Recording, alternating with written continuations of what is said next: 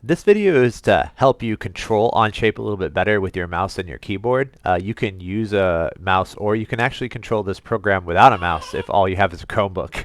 And if there's any noises in the background, my 10-month-old son is having breakfast back there with my wife, and so that's all that is. He's going to be in a lot of these videos.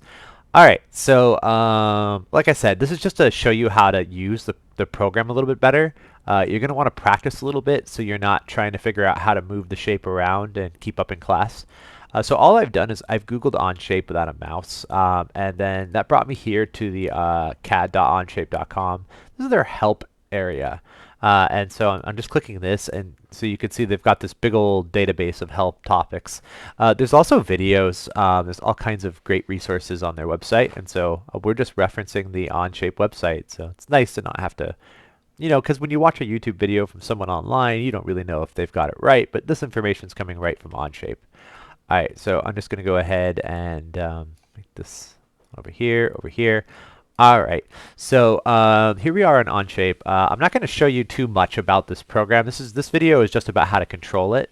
So I'm going to click Create, Document, and I'm just going to call this temp. I'm going to delete it anyway.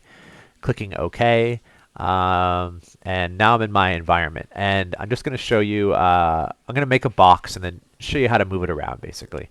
So I'm going to click Sketch.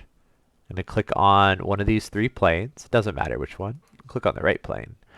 I'm going to go ahead and click my rectangle tool here and making a rectangle.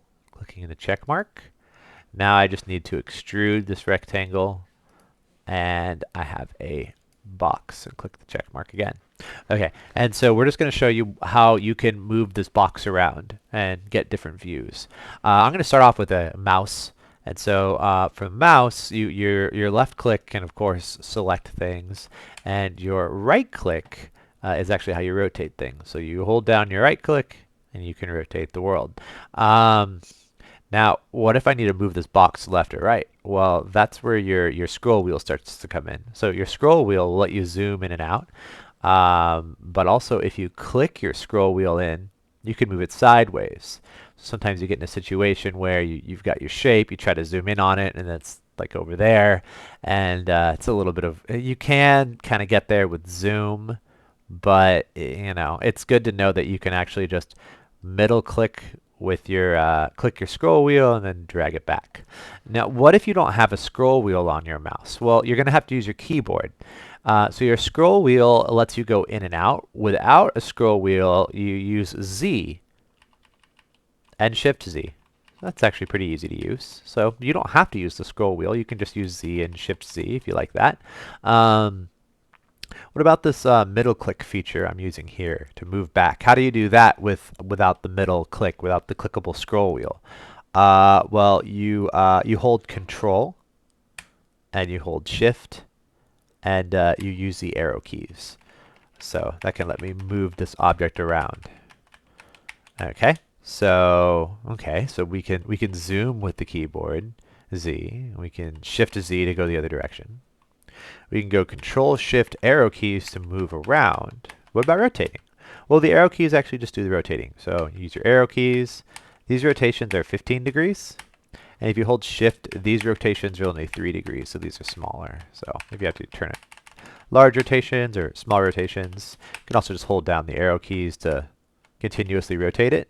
So yeah, with the keyboard, it's Z, Shift Z, Control Shift arrow keys, and then just arrow keys themselves. And if you need some finite motion, Shift arrow keys.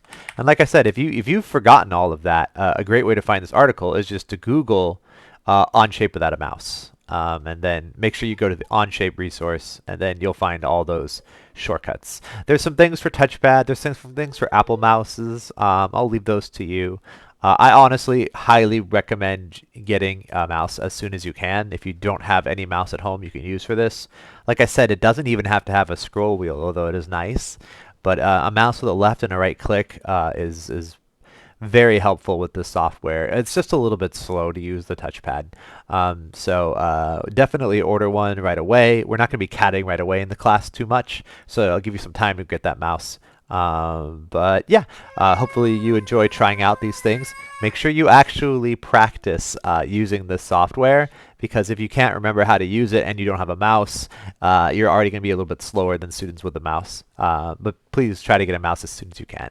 And yeah, enjoy, guys.